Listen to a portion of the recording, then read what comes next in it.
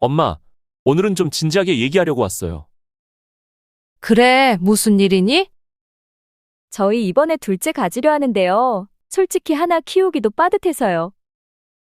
둘째, 그건 좋은 소식이긴 한데, 지금 상황으로는 힘들지 않겠니? 그래서요, 엄마한테 부탁드리려고요. 양육비 좀 보태주세요. 매달 일정하게. 뭐라고, 양육비를? 네. 요즘은 할머니가 손주 키우는데 지원하는 거 당연하잖아요. 맞아요. 주변 보면 다들 그렇게 하더라고요. 애 키우는 거 부모 혼자 힘으로는 무리예요. 너희 애를 왜 내가 키우는 셈이 되어야 하니? 엄마가 우리 좀 도와주는 게 그렇게 이상한 일이에요? 엄마도 나 키울 때 힘드셨겠지만 그래서 누군가 도와줬잖아요. 아니다, 너 키울 때 누구 도움 없이 아빠랑 둘이 악착같이 키웠다. 그리고 지금은 나도 내 생활이 있어서 힘들다. 어머님, 솔직히 상가 임대료 들어오고 집도 있으면서 왜 그렇게 꽉 막히셨어요? 좀 풀고 사세요. 우리도 어머님 덕분에 좀 숨통 트이게. 내가 지금 무슨 소리를 하는 거니? 엄마, 그냥 매달 100만 원만 줘요. 손주 키우는데 드는 비용 생각하면 그거 아무것도 아니에요. 그거 아무것도 아니면 너희가 알아서 해라. 내 돈 쉽게 생각하지 마라. 참, 속 좁으시네. 결국 부모 마음도 다 돈으로 따지나 봐요. 엄마, 진짜 이러면 손주 얼굴 보기 힘들어질 수도 있어요. 잘 생각하세요. 협박이냐? 상황을 들어보면 정말 이해가 안 가는데요. 부모님께 도움을 요청하는 건 충분히 이해할 수 있습니다. 살다 보면 힘들 때 가족에게 기대고 싶은 마음 누구나 있으니깐요. 그런데 문제는 태도입니다. 저렇게 당당하고 뻔뻔하게 마치 부모님이 당연히 책임져야 한다는 식으로 나오는 건 정말 도무지 이해할 수 없습니다. 부모님의 삶에도 분명히 존중받아야 할 경계가 있습니다. 부모님이 가진 재산, 시간, 건강 모두 쉽게 여기며 요구할 권리는 아무에게도 없습니다. 가족으로서 갖춰야 할 최소한의 예의조차 저버린 행동으로 보이는데요. 그럼 오늘의 이야기 시작하겠습니다. 구독과 좋아요는 정말 큰 힘이 됩니다. 안녕하세요. 서울 구로구에 사는 74세 윤정희입니다. 저는 젊은 시절 작은 식당을 운영했습니다. 식당은 규모는 작았지만 언제나 단골 손님들로 북적였고 덕분에 아이들을 키우는데 큰 힘이 되었어요. 지금은 노후를 대비해 마련해둔 상가로 생활비를 충당하며 조용히 살아가고 있습니다. 하지만 요즘 저는 아들과의 갈등으로 몸과 마음이 많이 힘이 듭니다. 아들이 상가 임대 문제를 둘러싸고 말도 안 되는 요구를 해오고 그 과정에서 참을 수 없는 배신감을 느끼게 되었거든요. 이야기를 들려드리기에 앞서 제게 따뜻한 위로와 격려의 댓글 부탁드립니다. 구독과 좋아요는 저에게 큰 힘이 됩니다. 오늘은 아들이 상가 임대 문제로 갈등을 빚다가 결국 손주를 볼 수 없게 되었다고 협박까지 하게 된 사연, 그리고 제가 상가 임대차 계약을 이용해 조용히 복수하게 된 이야기를 들려드리겠습니다. 결혼식을 치른 지 한 달쯤 지난 어느 봄날 오후였습니다. 따스한 햇살이 거실 창으로 스며들던 조용한 시간에 아들이 저를 찾아왔습니다.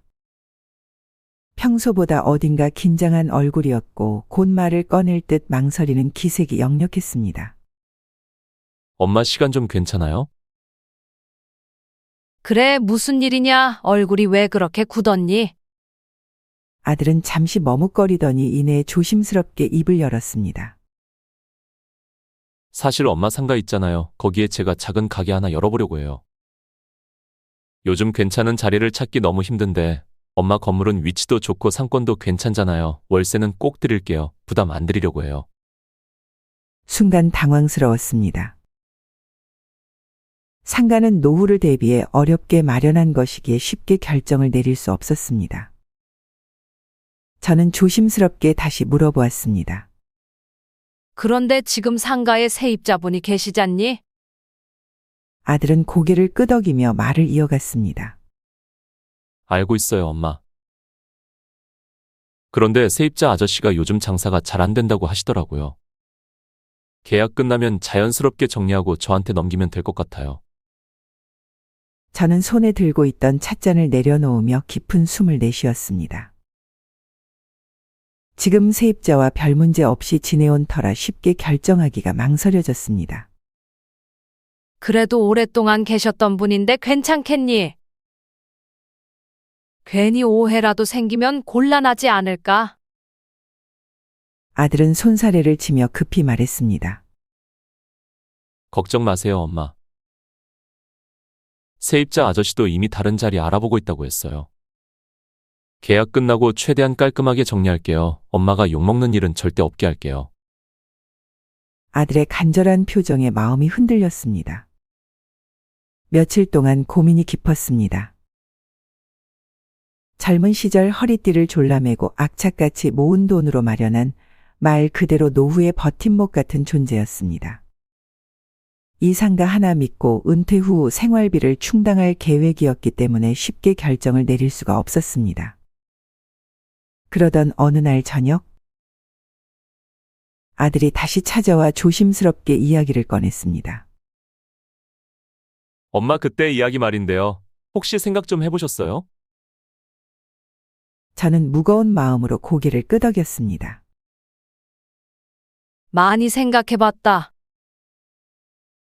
솔직히 말하면 엄마는 이 상가를 노후 대비용으로 마련해둔 거라 쉽게 결정을 못 내리겠더라.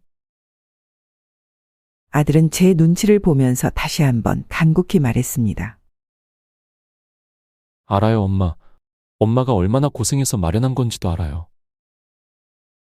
그런데 저 이번 기회 아니면 정말 가게 시작하기 힘들 것 같아요. 엄마가 이번에 도와주시면 나중에 정말 성공해서 꼭 보답할게요. 저는 아들의 말을 들으며 마음이 무겁게 내려앉았습니다. 부모라면 자식이 간절히 부탁할 때 외면하기 쉽지 않은 법이었습니다.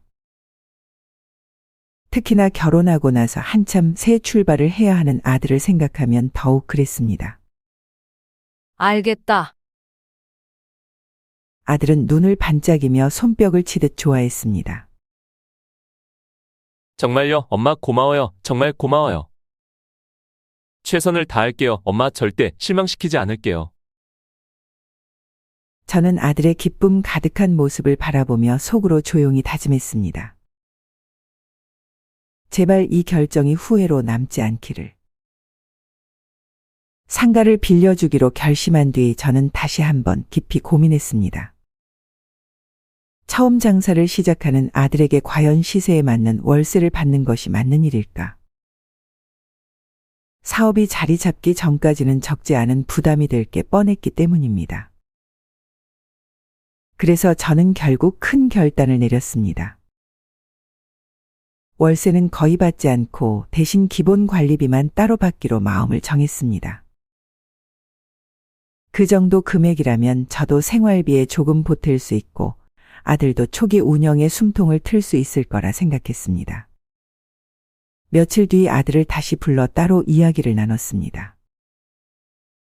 내가 처음 시작하는 거니까 월세는 거의 안 받기로 했다. 관리비 정도만 받아서 생활비에 보태려고 한다.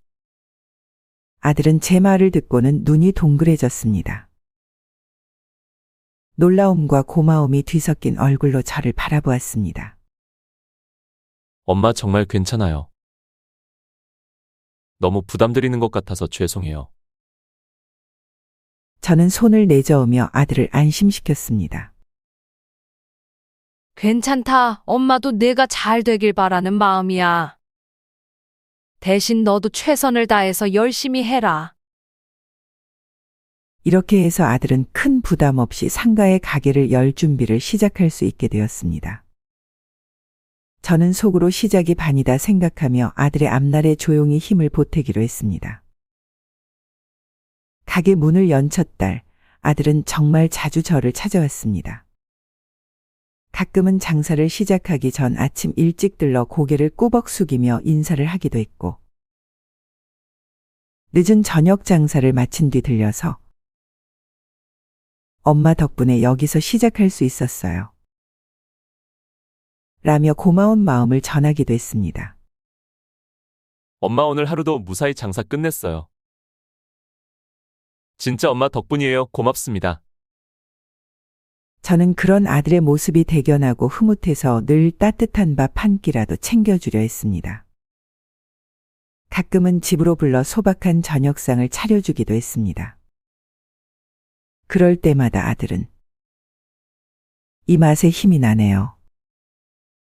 라며 웃어주었고 저 역시 아들이 잘 자리 잡을 것 같아 마음이 놓였습니다.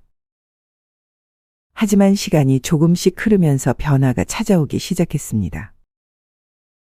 아들은 어느 순간부터 찾아오는 횟수가 줄어들었습니다. 처음에는 바쁘겠거니 이해하려 했습니다. 장사라는 게 처음부터 순탄할 리 없으니 몸도 마음도 여유가 없겠지 생각했습니다. 요즘은 얼굴 보기 힘들구나. 힘들어도 건강 챙겨야 한다. 가끔 전화를 걸어 안부를 물으면 아들은 짧게 답하고는 서둘러 전화를 끊었습니다. 지금 바빠요, 엄마. 나중에 다시 전화할게요. 그런 말만 남긴 채 말입니다. 저는 서운한 마음을 애써 눌렀습니다. 바쁘게 일하는 게 좋은 거라며 스스로를 위로했습니다. 하지만 점점 아들의 발길이 끊기고 전화조차 드물어지자 마음 한켠에 쓸쓸함이 밀려오기 시작했습니다. 아들이 가게를 열고 나서 하루 종일 땀을 뻘뻘 흘리며 일하는 모습을 보면서도 며느리는 좀처럼 가게에 얼굴을 비추지 않았습니다. 처음 가게를 오픈할 때만 잠시 들러 사진 몇 장 찍고는 그 이후로는 거의 오지 않았습니다. 저는 마음속으로 며느리가 아들을 조금이라도 도와주길 기대했습니다. 처음 사업을 시작하면 손 하나라도 더 필요한 법인데. 아들이 홀로 이리저리 뛰어다니며 손님을 받고 물건을 정리하는 모습을 보면 안쓰럽기 그지없었습니다. 가게에 사람 손이 부족한데 며느리는 안 도와주니?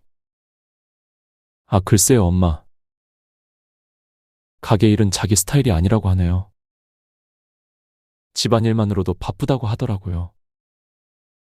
아들의 말에 저도 더는 뭐라 할 수 없었습니다. 물론 집안일이 바쁘긴 하겠지만 한창 힘든 시기에 남편을 조금이라도 거들 생각이 없는 며느리의 태도는 쉽게 이해가 되지 않았습니다. 주말이나 손님이 몰리는 시간에도 아들은 홀로 고군분투했습니다. 가게 앞을 지나칠 때마다 저는 창 너머로 허둥지둥하는 아들의 모습을 보며 속이 타들어갔습니다. 가까운 가족조차 이렇게 외면하는데 누가 도와줄까? 저는 마음 한켠이 먹먹해지며 조용히 한숨을 내쉬었습니다. 가게를 열고 몇 달 동안은 그래도 관리비는 빠짐없이 입금되었습니다. 매달 정해진 날짜의 소액이지만 생활비에 도움이 되어 고마운 마음이 컸습니다. 그런데 여름이 막 시작되려던 무렵부터 이상한 기운이 느껴지기 시작했습니다. 약속한 날짜가 지나도 관리비가 입금되지 않았고 며칠을 기다려도 아무 말이 없길래 결국 제가 먼저 전화를 걸었습니다. 이번 달 관리비가 아직 안 들어왔더라. 무슨 일 있니? 아들은 어딘가 미안한 듯하면서도 지친 목소리로 대답했습니다. 엄마 이번 달은 어렵겠어요. 장사가 생각보다 너무 안 돼서 적자가 나버렸어요. 물론 장사가 쉽지 않다는 것은 알고 있었지만 관리비마저 내지 못할 정도로 상황이 안 좋을 줄은 몰랐습니다. 그래도 최소한의 약속은 지켜야 하지 않겠니? 엄마도 생활비에 보태려고 받는 거다. 아들은 한숨을 쉬며 말을 이었습니다. 알죠, 엄마. 근데 진짜 이번 달만 좀 이해해줘요. 다음 달엔 꼭 정리해서 드릴게요. 그 말을 듣고 저는 더는 쫓지 않기로 했습니다. 사업 시작 초기에 흔히 겪는 일이라 생각하며 저 역시 참고 기다리기로 했습니다. 하지만 그 다음 달에도 상황은 나아지지 않았습니다. 처음 몇 번은 그럴 수 있다고 이해하려 했습니다. 장사라는 게 시작부터 잘 풀리는 경우는 드물고 아들도 나름 애를 쓰고 있다는 걸 알기에 저는 기다리는 쪽을 선택했습니다. 하지만 관리비가 2달, 3달 연속 밀리면서 마음이 점점 무거워졌습니다. 생활비에 보탤 요량으로 받던 돈이 끊기니 저 역시 빠듯해지기 시작했습니다. 결국 어느 날 저는 조심스럽게 아들에게 전화를 걸었습니다. 요즘도 많이 힘들지? 그런데 이번 달 관리비는 언제쯤 줄 수 있을까? 전화기 너머로 들려오는 아들의 목소리는 지쳐 있었습니다. 엄마 죄송해요. 이번 달도 사정이 여의치 않아서 조금만 더 기다려주세요. 항상 같은 말이었습니다. 나중에 드리겠다. 그저 막연한 약속뿐 구체적인 날짜나 계획은 들을 수 없었습니다. 저는 그때마다 마음을 다잡았습니다. 조금만 더 기다려보자 자식이니 믿어야지. 하지만 달마다 반복되는 상황에 점점 서운함과 걱정이 뒤섞여 갔습니다. 그렇게 저 혼자 가슴을 졸이며 시간을 보내는 날이 늘어나기 시작했습니다. 그날은 평소처럼 조용한 오후였습니다. 아들과 며느리가 집에 들렀고 잠시 후 거실에 앉아 이런저런 이야기를 나누던 중 뜻밖에도 며느리가 불편한 표정을 지으며 입을 열었습니다. 아, 그런데요, 엄마. 저희끼리 얘기하는 건데. 엄마가 요즘 돈에 너무 집착하시는 것 같다고 오빠가 그러더라고요. 순간 제 귀를 의심했습니다. 말문이 막혀 아무 대답도 할 수 없었습니다. 아들의 입을 빌려 그런 말을 전하는 며느리의 태도도 이해할 수 없었고 굳이 왜 저런 말을 내게 전해야 했는지도 알 수 없었습니다. 저는 억지로 미소를 지으며 대답했습니다. 그래, 그런 생각이 들 수도 있겠구나. 알겠다. 하지만 마음 한쪽에서는 싸늘한 서운함이 올라오는 걸 어찌할 수 없었습니다. 그동안 관리비 이야기를 꺼내는 것도 얼마나 조심스러웠는데 자식 걱정에 한마디 던진 것이 결국 돈에 집착하는 사람처럼 비춰졌다는 사실이 참담했습니다. 그날 이후 저는 아들과 며느리 앞에서 말조차 아끼게 되었습니다. 어차피 무슨 말을 해도 곱게 될 텐데 괜히 입을 열어봤자 무엇하겠나. 저는 속으로 그렇게 생각하며 혼자 마음을 달래야 했습니다. 처음에는 전혀 몰랐습니다. 그저 장사가 힘들고 생활이 빠듯하니 서로 예민해졌겠거니 생각했습니다. 그런데 어느 날부터인가 동네 상인들 사이에서 수군거리는 소리가 들리기 시작했습니다. 자세히 들은 것은 아니었지만 상가 주인이 돈 욕심이 심하다는 말이 심심찮게 들려왔습니다. 처음엔 설마 했습니다. 하지만 소문은 점점 더 구체적으로 퍼졌고 결국 손님인 척 가장하고 가게를 찾은 지인이 진실을 알려주었습니다. 저기 사실은요. 요즘 여기 상인들 사이에 이상한 얘기 도는 거 아세요? 이상한 얘기라니요? 무슨 말씀이세요? 지인은 조심스럽게 주변을 살피더니 낮은 목소리로 말을 이었습니다. 아드님이 가끔 손님들한테 엄마 욕을 한대요. 상가 주인이 돈독이 올라서 장사하기 힘들게 만든다고. 그 말을 듣는 순간 온몸이 얼어붙는 듯 했습니다. 내 아들이 세상에 나를 그렇게 험담하고 다닌다는 사실을 믿고 싶지 않았습니다. 저는 애써 태어난 척했지만 심장이 쿵쾅거리고 손끝이 떨렸습니다. 내가 아들을 위해 해준 게 얼마인데. 그날 이후 저는 동네를 지날 때마다 누군가 뒤에서 수군거리는 듯한 기분에 시달렸습니다. 차마 얼굴을 들고 다니기도 부끄러웠습니다. 자식 키운 죄밖에 없는 제가 왜 이런 수모를 겪어야 하나. 지인의 말을 듣고 난 뒤 심장이 순간 얼어붙는 듯 했습니다. 믿었던 아들이 세상에 나를 그렇게 이야기하고 다녔다는 사실은 참으로 쓰렸습니다. 하지만 저는 주저앉거나 소리내어 울지 않았습니다. 그저 조용히 눈을 감고 깊게 숨을 들이쉬었습니다. 그래봐야 내 아들인데. 괜히 감정 섞어봤자 무슨 소용이 있겠나. 그날 밤 혼자 앉아 차 한 잔을 우려 마시며 스스로 마음을 다잡았습니다. 자식 키우는 일이 다 그런 것 아니겠느냐며 속으로 삼키고 또 삼켜야 하는 게 부모의 몫이라 생각했습니다. 다음 날 아들이 전화를 걸어왔을 때도 저는 평소처럼 대했습니다. 엄마 뭐해요? 바쁘세요? 아니, 괜찮다. 내 목소리 들으니 좋구나. 겉으로는 담담하게 이야기했지만 마음속 깊은 곳에서는 작은 금이 선명히 퍼지고 있었습니다. 그 금이 언젠가 아프게 벌어질 것을 알면서도 저는 품위를 잃지 않기로 결심했습니다.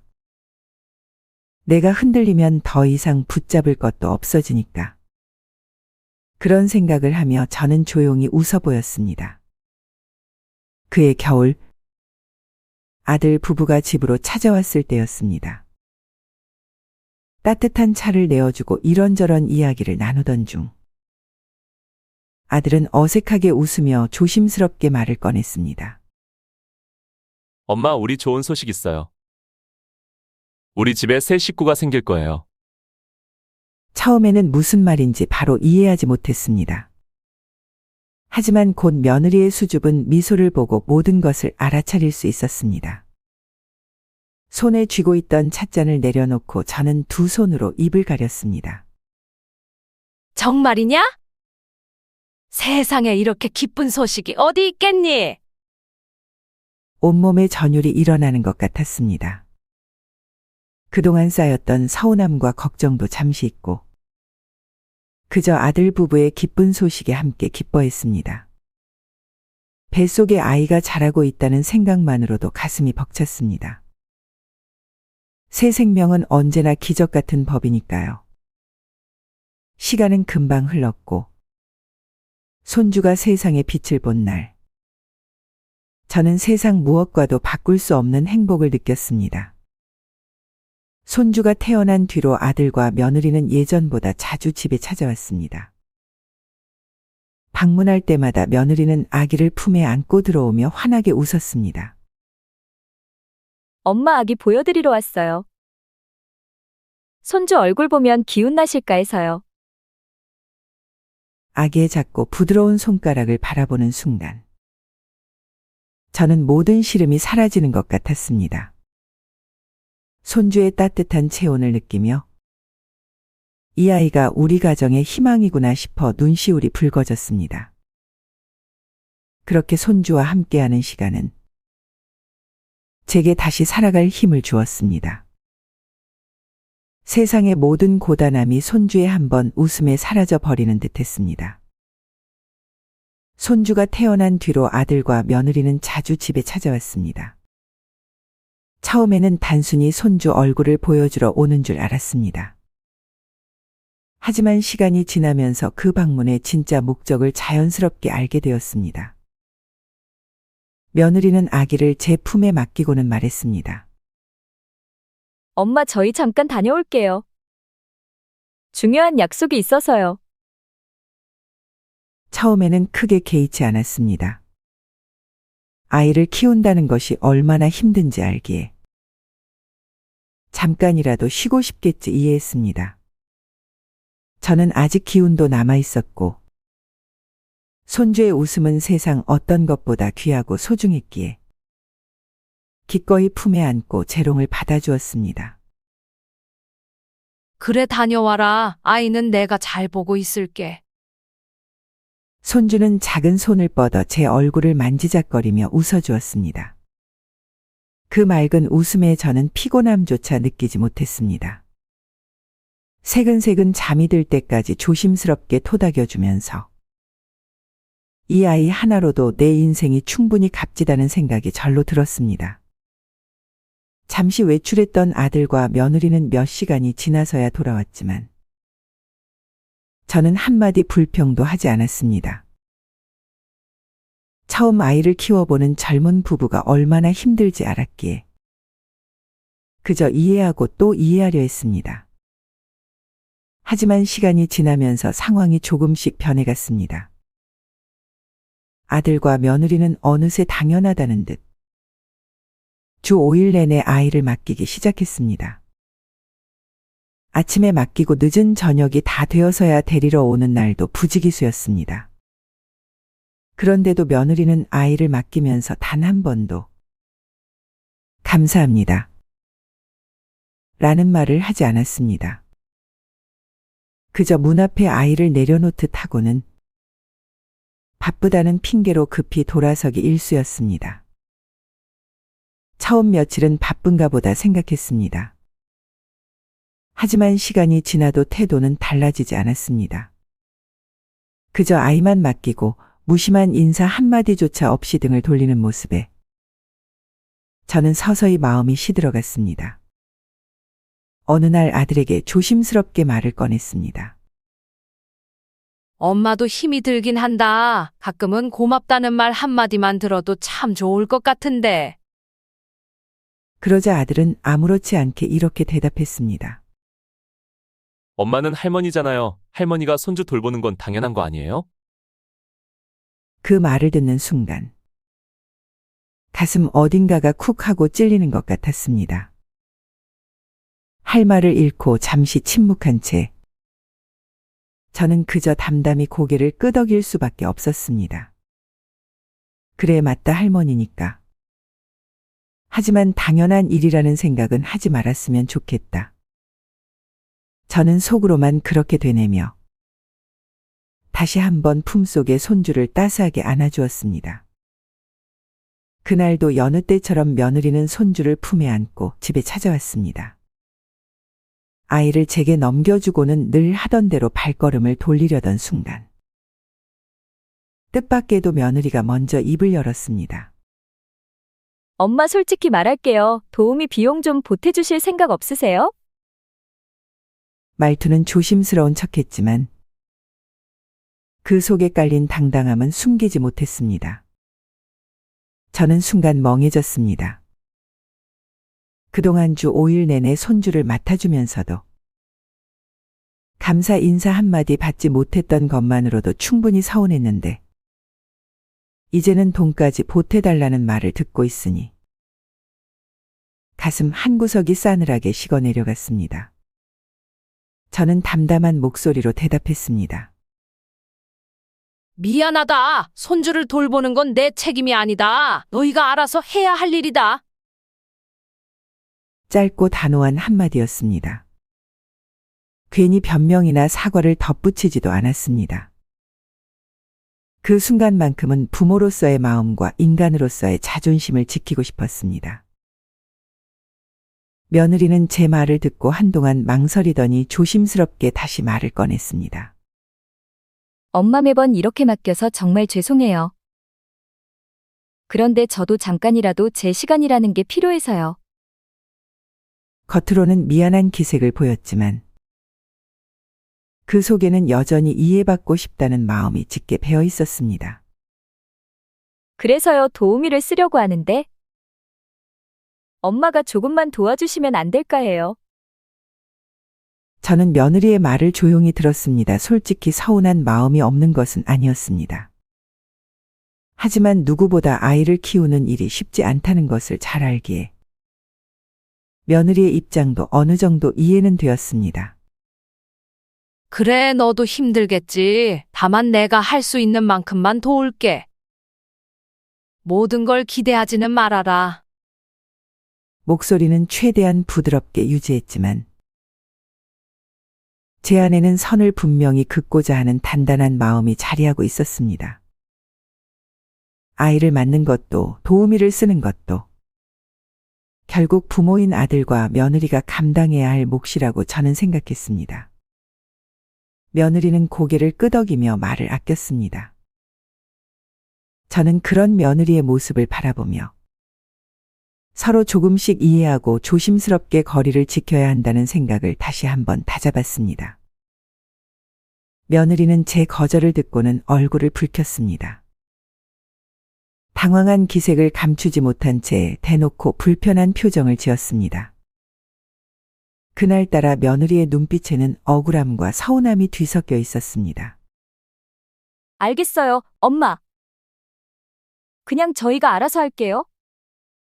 말은 그렇게 했지만 목소리에는 단단히 삐친 기색이 역력했습니다. 저는 아무 말도 하지 않고 조용히 아이를 품에 안아주었습니다. 괜히 말을 보탰다가는 서로 상처만 깊어질 것 같아 입을 꾹 다물었습니다. 그날 이후 아들은 예전처럼 자주 연락해 오지 않았습니다. 간간히 걸려오던 전화도 뚝 끊겼고 손주의 소식도 들을 수 없게 되었습니다. 문득문득 손주의 얼굴이 떠올라 마음 한쪽이 쓸쓸했지만 저는 먼저 손을 내밀지 않기로 다짐했습니다. 내가 틀린 말을 한 것도 아니고 부당한 요구를 거절한 죄밖에 없는데 저는 그렇게 스스로를 다독이며 텅 빈 거실을 조용히 바라볼 뿐이었습니다. 시간은 흘러 어느덧 명절이 다가왔습니다. 차례상에 올릴 과일을 고르고 손주가 좋아할 법한 간식도 하나둘 준비하면서 저는 혹시나 하는 기대를 품었습니다. 혹시 아들과 며느리가 손주를 데리고 찾아오지 않을까. 조심스레 마음을 열어두었습니다. 하지만 명절 아침이 밝아올 때까지 아들의 연락은 없었습니다. 문자 한 통조차 오지 않았습니다. 심지어 택배로 선물 하나 보내오지도 않았습니다. 예전에는 작게라도 명절 인사를 건네던 아이들이었는데 이번엔 아무런 소식 없이 지나갔습니다. 오히려 이웃집에서 들려오는 웃음소리, 가족들이 오가는 모습을 바라보며 저는 쓸쓸한 거실 한켠에 가만히 앉아 있었습니다. 남편이 조심스럽게 말을 꺼냈습니다. 올해는 그냥 우리끼리 조용히 보냅시다. 괜히 기대했다가 속만 상한다. 저는 고개를 끄덕이며 말했습니다. 그래. 우리 둘만 있어도 괜찮아요. 괜히 마음 아플 필요 없어요. 겉으로는 담담한 척했지만 마음 한구석에는 작은 구멍이 뚫린 듯 했습니다. 그래도 명절인데 안부 한마디쯤은 할 수 있었을 텐데. 속으로 그렇게 생각하면서도 더 이상 원망하지 않기로 했습니다. 자식이라는 이유로 기대했던 제 자신만 다그치며 조용히 그날을 보냈습니다. 어느 날 평소 알고 지내던 부동산 중개인이 반가운 인사를 건네며 다가왔습니다. 동네 이야기를 나누던 중 중개인은 자연스럽게 제 상가 이야기를 꺼냈습니다. 요즘 상가 시세 많이 올랐어요. 어머님. 구로구 쪽은 최소 2배는 뛴 거 아시죠? 저는 깜짝 놀랐습니다. 분명 몇 년 전만 해도 적정 수준이라 생각했던 월세였는데 이제는 시세와 비교하면 턱없이 낮은 금액이라는 것을 새삼 깨닫게 되었습니다. 한참 동안 마음속으로 생각을 거듭했습니다. 아들이지만 현실을 무시할 수는 없지. 나도 생활비가 점점 부족해지고 있는데 더 늦기 전에 바로잡아야 한다.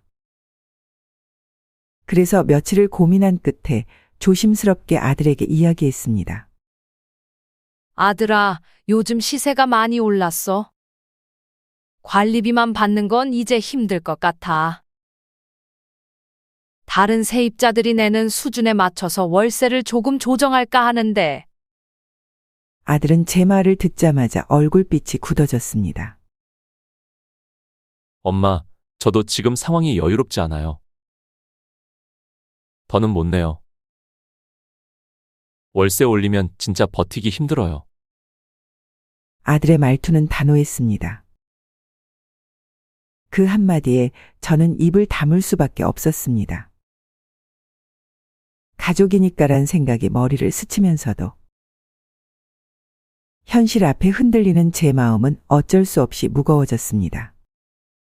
저는 조용히 고개를 끄덕이며 말을 삼켰습니다. 그래, 한 번 더 참자. 하지만 영원히 이렇게 갈 수는 없다. 저는 스스로를 다독이며 다시 한번 마음을 다잡았습니다. 상가 시세 이야기가 오간 뒤 집안 분위기는 미묘하게 변해갔습니다. 겉으로는 별일 없는 듯했지만 어딘가 냉랭한 기운이 감돌았습니다. 그러던 어느 날 평소 알고 지내던 이웃이 조심스레 다가왔습니다. 커피 한 잔을 함께 나누던 자리였습니다. 저기 아주머니. 그냥 참고만 하세요. 요즘 동네에 좀 안 좋은 소문이 돌아요. 저는 괜히 가슴이 철렁 내려앉았습니다. 무슨 소문이요? 이웃은 잠시 망설이다가 조심스럽게 말을 이어갔습니다. 아드님 며느리분이 지인들한테 그런 얘기를 했다더라고요. 시아버지, 시어머니가 돈 욕심 부려서 장사 못하게 한다고요. 순간 머리가 멍해졌습니다. 어디선가 조용히 일고 있던 불씨가 확 타오르는 것만 같았습니다. 그동안 아들과 며느리를 믿고 가능한 한 배려해왔던 제 마음이 한순간에 무너져 내리는 기분이었습니다. 어떻게 이런 말을 할 수 있을까? 가족이라는 이유로 참고 이해해왔던 내 마음은 무슨 의미였을까? 저는 깊은 숨을 내쉬었습니다. 화가 나기보다 가슴 한쪽이 서늘해지는 느낌이 더 컸습니다. 결국 그 소문은 멀리 돌아 제 귀에도 정확히 들려왔습니다. 저는 다시 한번 마음속에 조용히 다짐했습니다. 자식이라는 이유로, 가족이라는 이유로 너무 많은 것을 참아왔던 걸까? 밤이 깊어갈수록 생각은 꼬리에 꼬리를 물었습니다. 그러나 저는 한 가지 결심을 굳게 다졌습니다. 다시는 기대하지 말자. 가족이라고 해서 모든 걸 용서할 필요는 없다. 나 자신을 지키는 것이 먼저다. 저는 그렇게 조용히 그리고 단단히 마음을 다잡았습니다. 도우미 비용을 거절한 뒤부터 아들은 눈에 띄게 달라졌습니다. 전에는 어색하더라도 최소한의 예의는 지켰지만 이제는 연락조차 의무처럼 해오는 듯한 느낌이 들었습니다. 말투도 짧아졌고 통화 내내 서둘러 전화를 끊으려는 기색이 역력했습니다. 저는 그런 변화를 애써 모른 척했습니다. 괜히 상황을 더 불편하게 만들고 싶지 않았기 때문입니다. 하지만 시간이 흐를수록 아들의 태도는 더욱 냉랭해졌습니다. 마치 이제 부모와 자식 사이가 아니라 서로 불편한 이유처럼 선을 긋는 것 같았습니다. 어느 날 오랜만에 용기를 내어 먼저 안부 전화를 걸었습니다. 요즘은 좀 괜찮니? 가게 일은 잘 되니? 아들의 대답은 짧고 건조했습니다. 그럭저럭이요. 바빠서 이따 전화할게요. 이후로도 아들이 먼저 연락을 해오는 일은 거의 없었습니다. 저도 더 이상 억지로 전화를 걸지 않았습니다. 서로 할 말이 없는 사람처럼 대하는 현실이 씁쓸했지만 억지로 끈을 잡아봐야 더 초라해질 뿐이라는 걸 잘 알았습니다. 가끔 가게 앞을 지나다 보면 아들은 창밖을 바라보다 제 모습이 보이면 고개를 돌리곤 했습니다. 그 차가운 무관심을 처음 본 날, 저는 발걸음을 멈추지도 않고 지나쳤습니다. 서로 점점 멀어지는 관계를 보면서도 저는 마음을 쉽게 놓을 수 없었습니다. 아무리 서운한 일이 있어도 아들은 결국 제 아들이었고, 손주는 무엇보다 소중한 존재였으니까요. 그래서 작은 마음을 담아 손주에게 용돈을 보내기로 결심했습니다. 거창한 금액은 아니었지만 손주가 필요한 물건을 사거나 맛있는 간식을 사 먹을 수 있기를 바라는 마음이었습니다. 포장지에 짧은 메모도 곁들였습니다. 건강하게 자라렴. 할머니가 언제나 응원하고 있어. 며칠 뒤 아들에게서 전화가 왔습니다. 순간 가슴이 뛰었습니다. 혹시나 고맙다는 인사라도 받을 수 있을까 싶어 기대했지만 아들의 첫마디는 제 예상을 완전히 무너뜨렸습니다. 엄마, 그 돈이면 차라리 도움이나 쓰지 그랬어요. 차갑고 날선 말투였습니다. 고마움도 미안함도 아무런 감정도 느껴지지 않았습니다. 그저 비아냥과 냉소만이 가득했습니다. 저는 말문이 막혀 아무 대답도 할 수 없었습니다. 손에 쥐고 있던 전화기를 내려다보며 조용히 한숨을 쉬었습니다. 그 짧은 통화 하나로 저는 또 한 번 스스로를 다잡아야 했습니다. 나는 잘못한 게 없다. 내 마음을 전하고 싶었을 뿐이다. 그날 밤 괜스레 손주를 위해 준비했던 메모를 다시 꺼내 읽어보았습니다. 아무런 기대 없이 건넸던 작은 마음이었기에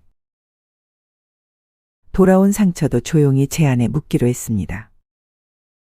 그날은 큰 형님의 팔순 잔치가 있던 날이었습니다. 오랜만에 가족들이 한자리에 모이는 자리였기에 저는 아침부터 서둘러 준비를 했습니다. 조심스레 차려입고 작은 선물도 정성껏 준비해 들고 갔습니다. 간만에 웃으며 가족들과 시간을 보내고 싶다는 마음뿐이었습니다. 잔치가 한창 무르익을 무렵 작은 모임처럼 삼삼오오 사람들이 둘러앉아 이야기꽃을 피우기 시작했습니다. 그 자리에서 며느리 역시 자연스럽게 대화에 끼어들었습니다. 처음에는 별다른 문제가 없었습니다. 하지만 대화 주제가 자연스럽게 요즘 세상 돌아가는 이야기로 넘어가면서 분위기가 미묘하게 변했습니다. 한참 젊은 세대와 기성 세대의 생각 차이에 대해 이야기하던 중 며느리가 가볍게 웃으며 대놓고 이렇게 말했습니다. 아휴, 뭐 어머님은 옛날 분이셔서 요즘 걸 잘 이해 못 하시잖아요. 순간 주변이 조용해졌습니다. 사람들은 애써 웃어넘기려 했지만 그 웃음 뒤에 흐르는 어색함은 숨길 수 없었습니다. 저는 무안함을 감추기 위해 조심스레 웃어 보였습니다. 옛날 사람 맞지? 그래도 열심히 따라가려고 애는 쓰고 있단다. 그 한마디를 하고는 더 이상 말을 잇지 않았습니다. 아무리 가족끼리라지만 공공연히 사람을 깎아내리는 말은 쉽게 흘려들을 수가 없었습니다. 잔치가 끝나고 집으로 돌아오는 길, 마음이 편치 않았습니다. 누구보다 가족을 생각해왔던 제 마음이 저렇게 가볍게 무시당하는 것을 느끼는 순간 어쩔 수 없이 쓸쓸함이 밀려왔습니다. 큰 형님 팔순 잔치 이후 며칠 동안 마음이 편치 않았습니다. 겉으로는 아무 일 없던 듯 웃고 넘겼지만 속으로는 자꾸만 그날의 말과 분위기가 떠올랐습니다. 무엇보다 서운했던 것은 가족들이 보는 자리에서 아무렇지 않게 저를 깎아내렸다는 사실이었습니다. 그런데 잔치가 끝난 뒤 예상치 못한 일들이 이어졌습니다. 평소 가깝게 지내던 친척들이 하나둘씩 전화를 걸어왔습니다. 처음에는 안부를 묻는 줄 알았지만 대화가 시작되자 본심을 숨기지 않았습니다. 고모, 저 사실 그날 너무 속상했어요. 고모가 얼마나 힘들게 가족들 챙기셨는지 다 아는데 며느리 저렇게 말하는 거 보고 마음 아팠어요. 너무 참지 마세요. 너무 착하게만 계시지 마세요. 또 다른 조카도 전화를 걸어왔습니다. 고모, 사람들은 고모가 아무 말 안 한다고 다 모르는 거 아니에요? 오히려 더 속상해 보여요. 이제는 할 말은 하세요. 참기만 하면 고모만 힘들어요. 저는 그들의 걱정 어린 목소리를 들으며 한동안 아무 말도 하지 못했습니다. 괜히 나 때문에 잔칫날 분위기를 흐린 것 같아 미안한 마음도 들었고, 한편으로는 그렇게까지 보였구나 싶어 서글퍼지기도 했습니다. 하지만 한 가지는 분명히 느꼈습니다. 세상에 절대 혼자 서 있는 것은 아니라는 것. 나를 지켜보는 사람들이 있고 내 진심을 이해해주는 사람들이 있다는 것. 저는 전화기를 내려놓고 조용히 생각했습니다. 상처를 주는 말 앞에 너무 무력하게 서 있지 말자. 그 결심이 마음속에서 천천히 단단해져 갔습니다. 그날은 별다른 예고도 없이 아들이 집으로 찾아왔습니다.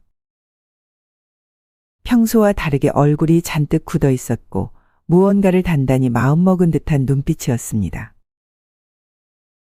저는 조심스럽게 차를 내오며 물었습니다. 무슨 일로 이렇게 급하게 왔니? 아들은 찻잔을 손에 들지도 않고 곧바로 말을 꺼냈습니다.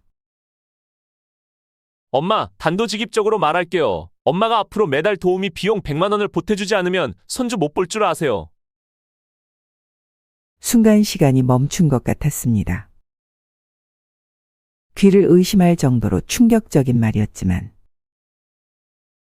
저는 신기하게도 얼굴 표정 하나 변하지 않았습니다. 단 한순간 가슴 한가운데에 얼음처럼 차가운 기운이 퍼졌지만 겉으로는 아무렇지 않은 듯 침착하게 찻잔을 내려놓았습니다. 저는 천천히 일어섰습니다. 그리고 아들을 바라보며 단 한마디도 하지 않았습니다. 어떤 변명도 감정 섞인 항의도 하지 않았습니다. 그저 고개를 살짝 끄덕인 뒤 조용히 자리에서 떠났습니다. 방 안에 앉아 조용히 심호흡을 하며 마음을 가라앉히려 했었습니다. 거실에서는 무거운 침묵이 흘렀고 잠시 후 남편의 낮은 목소리가 들려왔습니다. 너 지금 제정신이냐? 거칠지만 또렷한 목소리였습니다. 방 안에 있었지만 문 너머로 남편과 아들의 대화가 고스란히 들려왔습니다. 아빠, 그냥 엄마가 조금만 도와주시면 되는 거잖아요. 왜 그렇게 어렵게 생각하세요? 남편은 한동안 침묵했습니다. 그 침묵이 오히려 방안을 꽉 채우는 듯 무거웠습니다. 그리고 이어진 남편의 말은 단호하고 분명했습니다. 아이고 이 새끼야. 정신 차려. 네가 아내를 잘못 만난 거니 아니면 우리가 널 잘못 키운 거니? 너 지금 상황 판단도 제대로 못하고 이렇게 살다간 평생 그 모양 그 꼴로 살 거다. 남편의 목소리는 더 이상 참을 수 없는 울분으로 떨리고 있었습니다. 아들은 아무 말도 하지 못했습니다. 한동안 고요가 흐르고 곧 무겁게 닫히는 현관문 소리가 들려왔습니다. 저는 방 안에서 조용히 눈을 감았습니다. 분노와 슬픔이 뒤섞여 있었지만 그 순간만큼은 남편이 대신 해준 말 한마디가 참 고맙게 느껴졌습니다. 이제는 부모라는 이름 아래 모든 걸 참아야 할 이유가 사라졌다는 것을 저는 아주 뼈저리게 깨닫고 있었습니다. 아들과의 갈등이 극에 달한 밤, 저는 서랍 깊숙이 넣어두었던 부동산 계약서를 꺼냈습니다. 손끝에 종이의 차가운 감촉이 느껴졌지만 저는 마음을 가다듬고 천천히 한 장 한 장을 펼쳐 읽기 시작했습니다. 계약서에는 제가 분명히 명시해 두었던 조항이 또렷이 적혀 있었습니다. 임대차 계약은 2년간 유효하며 별도의 합의가 없을 경우 자동 갱신되지 않는다. 저는 한참 동안 계약서 문구를 다시 읽고 또 읽었습니다. 혹시라도 빠뜨린 부분은 없는지, 혹시라도 오해할 소지가 없는지. 한자 한자 눈으로 짚어가며 꼼꼼히 검토했습니다. 옆에서 함께 계약서를 들여다보던 남편이 무겁게 한마디 했습니다. 잘했어. 그때 이 조항 안 넣었으면 진짜 끌려다닐 뻔했어. 저는 고개를 끄덕이며 조용히 대답했습니다. 응. 이제는 법대로 하자. 감정 섞지 말고 그냥 원칙대로. 그 말을 하면서도 마음 한켠이 서늘하게 식어갔습니다. 아들과 이런 식으로 거리두기를 해야 한다는 현실이 서글펐지만 지금은 무엇보다 제 삶을 지키는 것이 먼저라는 걸 뼈저리게 느끼고 있었습니다. 저는 조용히 계약서를 다시 접어 서랍에 넣었습니다. 그리고 스스로에게 다짐했습니다. 서두르지 말자. 차분히 정확히 계약 만료일을 기다리자. 어떤 말에도 어떤 감정에도 흔들리지 않고 정해진 날짜에 맞춰 모든 것을 정리하겠다고. 그날 이후 저는 조용히 시간을 세기 시작했습니다. 마치 겨울이 지나고 봄이 오기를 묵묵히 기다리는 사람처럼 차가운 인내 속에서 조금씩 마음을 다잡아갔습니다. 제가 계약 만료일까지 묵묵히 기다리기로 결심한 이후 아들은 제 반응을 살피며 점점 태도를 바꾸기 시작했습니다. 처음에는 도우미 비용만 요구하더니 나중에는 손주를 봐주는 시간까지 따로 정해달라고 했습니다. 심지어 어떤 날은 직접적인 지원까지 요구하며 목소리를 높였습니다. 엄마, 최소한 손주 어린이집 비용 정도는 내주셔야 하는 거 아니에요? 할머니가 손주 위해서 그 정도도 못 해주시면 너무한 거잖아요. 저는 더 이상 대꾸하지 않았습니다. 그저 차분히 아들의 말을 들을 뿐. 어떤 약속도 어떤 반응도 내비치지 않았습니다. 그러자 아들의 불만은 걷잡을 수 없이 커졌고 결국은 며느리까지 나서서 다른 가족들에게 이야기를 돌리기 시작했습니다. 며느리는 제게 직접 말하지는 않았지만 딸을 통해 그 말을 전해 들었습니다. 엄마 들으실지 모르겠지만 오빠 쪽에서 친척들한테 엄마 얘기 많이 하고 다닌대요. 어머님이 애를 버렸다. 그렇게 말했다고 해요. 그날 밤 저는 조용히 눈을 감고 생각했습니다. 여태껏 믿고 참아온 시간이 어리석었음을 인정했습니다. 가족이라는 이유로 자식이라는 핏줄 하나만 믿고 내 모든 것을 내어준 결과가 지금 이 모양이었다는 것을. 그래서 결심했습니다. 나를 무시하고 짓밟은 대가가 무엇인지 반드시 알게 해주겠다. 참는 것도 오늘까지다. 이제부터는 내 방식대로 되돌려주겠다. 조용하지만 단단한 분노가 심장 깊숙이 자리 잡았습니다. 감정에 휘둘리지 않고 법과 원칙으로 냉정하게 모든 것을 정리할 계획을 세우기 시작했습니다. 한 달 전 계약 만료가 다가오자 저는 아들에게 임대 연장을 하지 않겠다고 통보했습니다. 저는 차분히 말을 꺼냈습니다. 이번 계약은 연장하지 않기로 결심했어.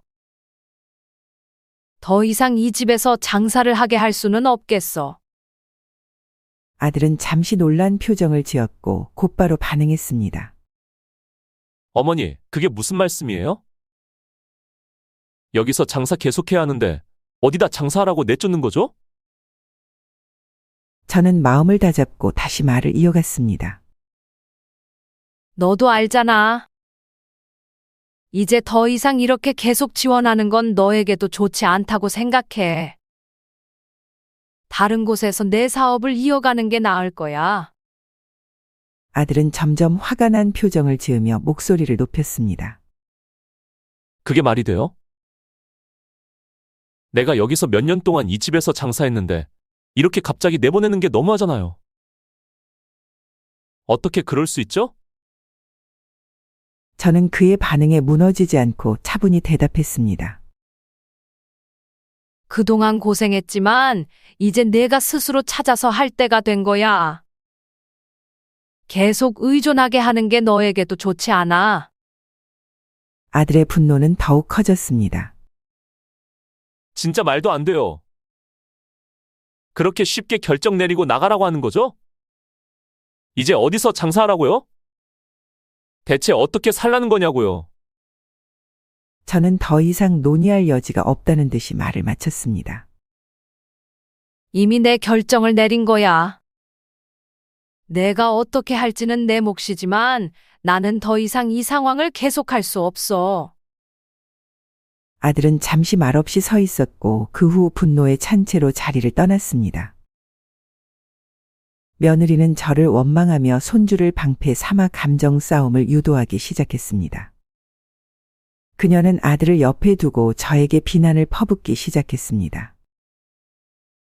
어머님, 정말 이러실 거예요? 제가 얼마나 힘든지 아시긴 해요. 아이도 돌봐야 하는데 도와주시지도 않고 이제는 그마저도 안 해주시는 거예요? 이게 뭐예요? 그녀는 아들에게도 말을 건넸습니다. 엄마가 이렇게까지 하면 어떡해요? 애가 보고 있잖아요. 이건 너무하잖아요. 엄마, 왜 이러세요? 애를 그런 식으로 대하지 마세요. 애가 보고 있는데 어떻게 그런 말을 할 수 있어요? 어머님은 손주도 안 봐주시면서 저만 힘들게 하세요. 이렇게 할 거면 저도 더 이상 참을 수 없어요. 며느리는 아이를 부르며 제게 다가왔습니다. 아이가 보고 있어요. 이렇게까지 하시면 안 돼요. 손주가 얼마나 기가 막히겠어요. 이렇게 하지 말고 다 같이 지내면 좋겠어요. 제가 손주를 자기들만큼 사랑한다고 착각하고 살았나 봅니다. 저는 그저 묵묵히 그녀의 말을 들었을 뿐 아무런 반응도 보이지 않았습니다. 마음속에서는 여러 가지 생각이 스쳤지만 더 이상 대꾸할 마음이 들지 않았습니다. 저는 아무 말 없이 일어나서 조용히 문을 닫아버렸습니다. 그녀의 목소리가 잠시 들렸지만 저는 그저 문을 닫고 나왔습니다. 계약 종료일 정해진 시간에 맞춰 저는 변호사를 대동해 상가 명부 절차를 밟았습니다. 아들은 예상대로 항의하기 시작했지만 저는 냉정하게 대응했습니다. 그런데 이렇게 빨리 진행하는 건 너무해요. 이런 식으로 처리하는 게 맞는 건지 모르겠어요. 당장 법적 절차를 밟을 거예요. 아드님, 이건 이미 계약서에 명확히 기재된 내용입니다. 아무리 항의하시더라도 서류상 문제는 이미 해결된 상태라 법적으로 반박할 여지가 없습니다. 그게 뭐가 그렇게 중요해요? 한 달 만에 이렇게 처리해버리다니 이게 말이 됩니까? 계약에 따른 절차입니다. 서류상으로 문제가 없다면 더 이상 이에 제기를 하실 수 없습니다. 이미 결정을 내렸고 그에 따라 절차를 진행한 거야. 더 이상 말할 필요 없어. 아들은 끝내 아무런 대응을 할 수 없었고 결국 저는 변호사의 조언을 따라 명부 절차를 마무리했습니다. 그 순간 아들의 표정은 굳어 있었지만 저는 그저 차분히 절차를 밟아나갔습니다. 저는 곧바로 상가를 다시 시장에 내놓았습니다. 상가를 맡긴 부동산 중개인은 현장 조사를 마치자마자 환하게 웃으며 말했습니다. 아주머니, 요즘 여기 시세 많이 올랐어요. 제대로만 홍보하면 금방 세입자 구할 수 있을 겁니다. 저는 담담히 고개를 끄덕였습니다. 이미 마음은 오래전부터 준비되어 있었습니다. 며칠이 채 지나기도 전에 여러 명의 문의가 몰려들었습니다. 상가를 둘러본 사람들은 입을 모아 위치가 좋다. 조건이 괜찮다. 고 평가했습니다. 결국 원래 받던 월세의 2배에 달하는 가격으로 새로운 세입자를 단번에 구할 수 있었습니다. 새 세입자는 계약서를 쓰는 자리에서 조심스럽게 물었습니다. 좋은 자리를 왜 이렇게 오래 비워두셨어요? 저도 처음엔 혹시 무슨 문제 있는 곳인가 걱정했어요. 저는 담담하게 미소를 지으며 대답했습니다. 아니에요. 그동안 아들이 장사를 했던 곳이에요. 이제 계약이 끝나서 다시 임대 놓는 거랍니다. 새 세입자는 고개를 끄덕이며 말을 이었습니다. 아, 그러셨군요. 자식 키우느라 고생 많으셨겠어요. 저는 별다른 대꾸 없이 웃어 보였습니다. 그 순간만큼은 긴 시간 품어왔던 지난 세월이 조용히 정리되는 듯한 기분이 들었습니다.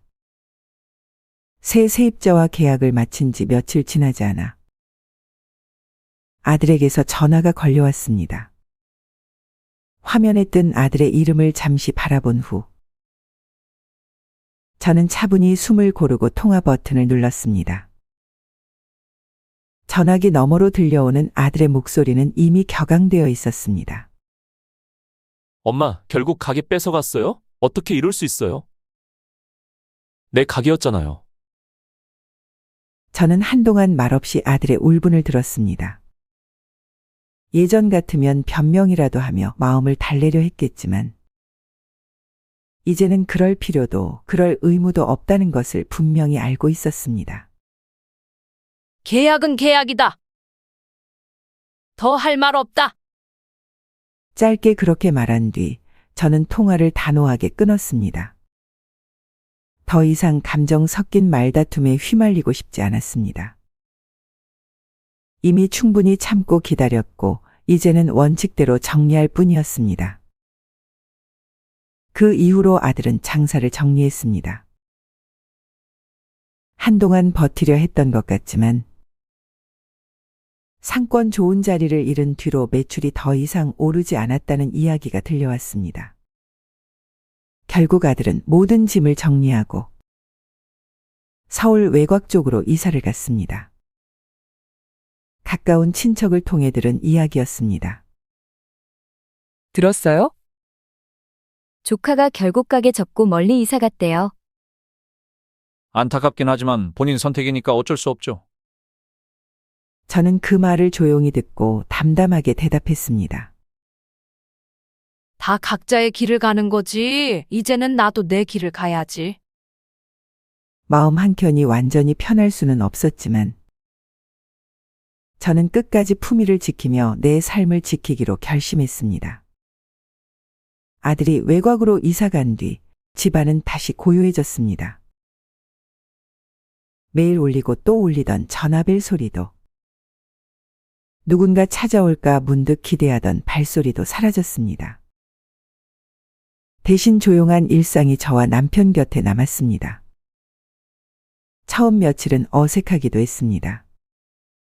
텅 빈 거실을 바라보다가 문득문득 과거의 기억이 떠올라 가슴이 저릿하기도 했습니다. 그러나 시간이 지날수록 저는 조용한 이 시간이 얼마나 소중한 것인지 깨닫게 되었습니다. 분주하게 쫓기듯 살던 날들 대신 아침이면 남편과 따뜻한 차 한 잔을 나누고 저녁이면 함께 산책하며 별을 바라보는 소박한 하루하루가 찾아왔습니다. 남편이 어느 날 저녁 말없이 제 손을 잡았습니다. 이제 우리 둘만 편하게 살자. 지나간 일은 다 흘려보내고 앞만 보고 가자. 저는 남편의 손을 꼭 잡으며 고개를 끄덕였습니다. 그래. 과거는 과거일 뿐이야. 우리 오늘부터 새로 시작하자. 과거를 끌어안고 아파하기보다는 남은 시간을 조용히 그러나 단단하게 살아가기로 마음먹었습니다. 누구에게도 휘둘리지 않고 누구에게도 기대지 않는 삶. 오롯이 나와 남편만을 위한 소박하고 평온한 시간. 그렇게 저는 부부만의 조용한 생활로 돌아갔습니다. 그리고 다짐했습니다. 더 이상 과거에 집착하지 않고 매일 아침을 감사한 마음으로 맞이하겠다고. 살다 보면 가족이라는 이름 아래 참아야 할 것들이 참 많습니다. 하지만 때로는 나 자신을 지키기 위해 용기 내어 거리를 둘 줄도 알아야 한다는 걸 배웠습니다. 그 어떤 사랑도 그 어떤 관계도 나 자신을 완전히 잃어가면서까지 지켜야 할 이유는 없습니다. 조금은 아프더라도, 조금은 쓸쓸하더라도 내 삶을 지키는 선택이 결국은 나를 살리는 길이었습니다. 혹시 이 영상을 보시는 분들 중에도 저처럼 가족과의 갈등으로 마음 아파하고 계신 분이 계시다면 부디 너무 자신을 탓하지 않으셨으면 합니다. 최선을 다했기에 지금 이 자리까지 온 것이고 지금 이 순간에도 충분히 소중한 존재라는 걸 잊지 마세요. 오늘 제 이야기가 작은 위로가 되었기를 바랍니다. 혹시 공감하셨다면 구독과 좋아요 버튼 꼭 눌러주시고 댓글로 여러분의 생각과 응원도 남겨주세요. 여러분의 따뜻한 한마디가 저에게 큰 힘이 됩니다. 끝까지 함께해 주셔서 감사합니다.